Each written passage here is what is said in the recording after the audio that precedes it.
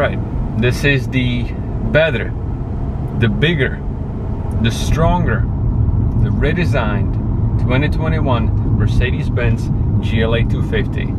This is an all-new model, so we ditched the old one that I think they started from like 2015 to 2020. And we moved on. We moved on. We're 4 inches taller now. And I gotta tell you, the first generation was pretty successful. If I'm not mistaken, I think they sold over 1 million of those over the span of all those years. So I like the first generation GLA. It was like a hatchback kind of that was lifted up. yeah, exactly. It was kind of an entry level, you know, small SUV crossover Mercedes. So with this one, you have a 2-liter turbocharged engine, 4-cylinder, producing 221 horsepower and 258 pound-feet of torque. So it is stronger. It is more horsepower, more torque, and you also have a new 8-speed DCT, dual clutch transmission, compared to the 7-speed of the last one. Exactly.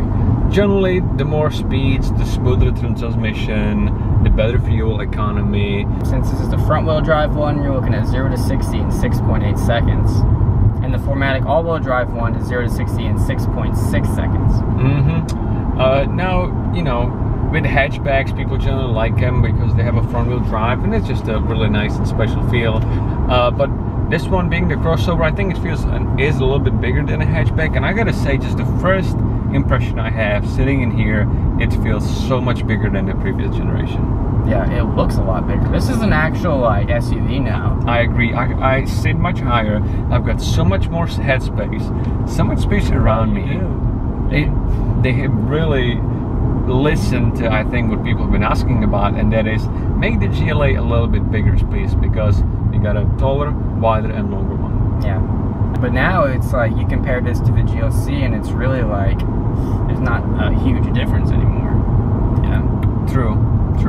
So you don't really have to compromise just for getting the cheaper one in space. I mean, you do a little bit, but it's not as much as the previous generation GLA. And I gotta say, for Mercedes, we are really talking cheap now, because I think this one starts at like, what, $36,500, something like that. And then if you spec it out a little bit, yes, eventually gonna go in probably low 40s, but Mercedes-Benz, not expensive at all. For a Mercedes. Yeah, exactly. Now this specific GLA, I think this is probably one of the first one here in the state of Georgia, and all dealers are going to get this same kind of a introduction model. So this one is pretty basic. It doesn't really have anything on it except of the standard stuff. No pano, no heated seats, but you do have the nice screens. Yes, you do get nice screens which are standard, and actually you get a lot of stuff standard, because in this model I feel like outside of the heated seats and the panel, like the visual stuff, I don't really miss much. I have the Apple CarPlay and Android Auto, that's now standard, and then LED lights also standard, so from the outside you wouldn't really be able to tell. And it's definitely an improvement in the interior. They took the more modern approach that they're doing in the A-Class, the new CLA, and the GLB. So all 4 of those cars now have a similar interior, and I think it looks nice compared to what they were working with before. And compared to any other competition out there. I mean, this is ahead of the game interior. We can go ahead and talk about the competition. You got the Audi Q3, and you also have the BMW X1 and X2. They're all similar sized. The trunk in here has so much more that they can actually hold compared to the previous generation. By the way, this 8-speed transmission, I was going 45 miles per hour and it was already in the 8-speed. That's due to the fact I'm in a comfort mode, so you know it wants to be in lower gear, save some fuel, and overall I think it's actually really smooth so far. I kind of love this.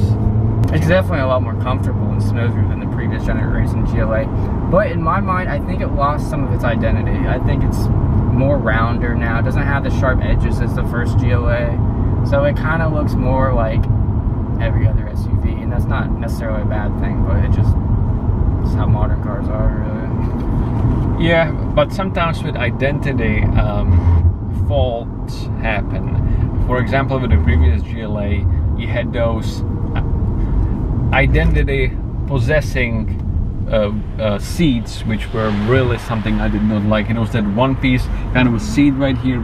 It looked cool, but it was so uncomfortable. And this is definitely the upgrade. So you got a regular seats right now, I guess similar to that you get an A-Class, and it is really comfy. just for the fun of it. I'm gonna put it in sport mode and see if anything changes. Alright, so it downshifted. Let's see, a little bit of acceleration. That's actually pretty good. That's actually pretty good. It's not bad. Not bad. You know, I don't know how often you're gonna be drag racing with this car, but You never know. You might need to drag race a camera here and there. that, or even just merging into traffic, I think you're gonna be just fine with this car. Acceleration test now. So of course it's turbocharged, so it doesn't have the EQ boost, so there was a little bit of a wait, but then once it kicks in, it goes Not forward. bad. Yeah. 0 to 60 in 6.8 8 seconds. on the front wheel drive. This is a front wheel drive. Anything under 7 seconds is, I would say, not slow. Yeah, exactly. I gotta say that on the GLBs, I would always get it as a 4MATIC all-wheel drive, but I think with this one, you actually might be okay without it.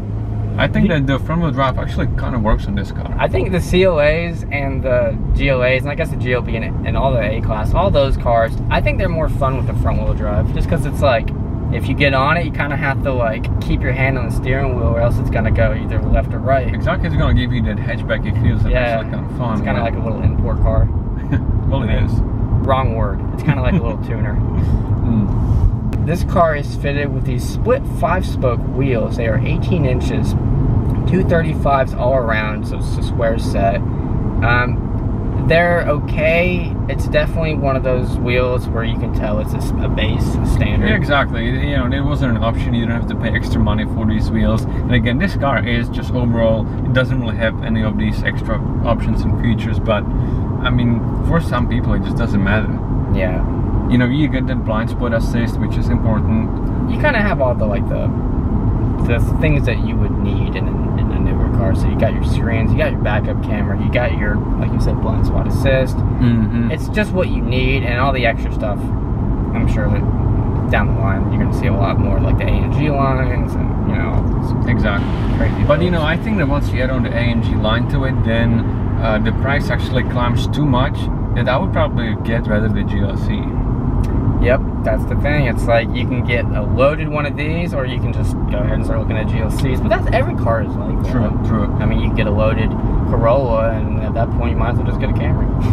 I will say, going under these hard bumps, or going over these hard bumps, it soaks them up really well, and that's probably because of the 18-inch wheels, that thick profile on the tires.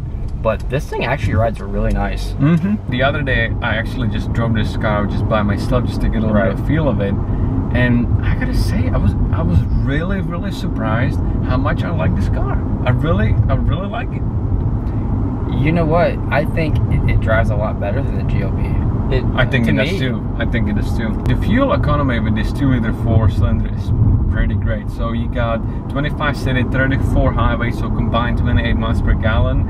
And they are generally pretty conservative with these numbers. Yeah, same thing with the horsepower. One pretty interesting option on this is that it's got an optional second row adjustable, and you can just move manually the second row of seats so that you can extend the cargo space. Well, not bad, right? By the way, the trim on this car, I think they call it a spiral look. It looks like a sort of aluminum. Yeah, they do this. I've seen these in the other GLBs and A classes. I really like these. Yeah, I think they are. And they don't leave any fingerprints. They look pretty good. No, yeah. Just like from the other cars, you know, the vents look really nice. They're a nice highlight. The screens always look really nice. It's just a nice cabin to be in, and it's not. You don't feel like you're being cost cutting for getting the smallest SUV. I agree. That's a really good way to put it. And also this one, because it's the new generation of Mercedes, it comes with that Hey Mercedes function. How can I help? Voila. Which if you haven't seen how the Hey Mercedes works, you can maybe watch one of our other videos, specifically the 2021 GLE 53. We talk a little bit more detail on that go system. into depth with that one. Well, thank you for watching our review of this 2021 Mercedes-Benz GLE 250. As of this shooting, this specific model is available in the inventory of Mercedes-Benz of Athens, so please check out the video description for my contact information, or if you simply want to find out more. And if you guys like this video, feel free to browse our channel and subscribe if you guys like our videos, and stay tuned to our next one. Peace out. Thank you.